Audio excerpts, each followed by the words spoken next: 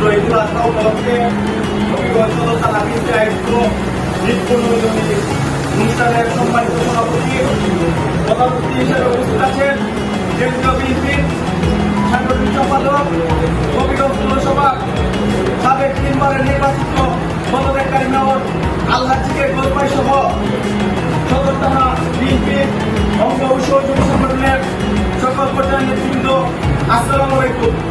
পবিত্র ঈদুল আজহা উপলক্ষে আজকের এই পূর্ণমিলনী অনুষ্ঠানে হবিগঞ্জ জেলা ছাত্রদলের পক্ষ থেকে সবাইকে ঈদের শুভেচ্ছা ও অভিনন্দন জানাই।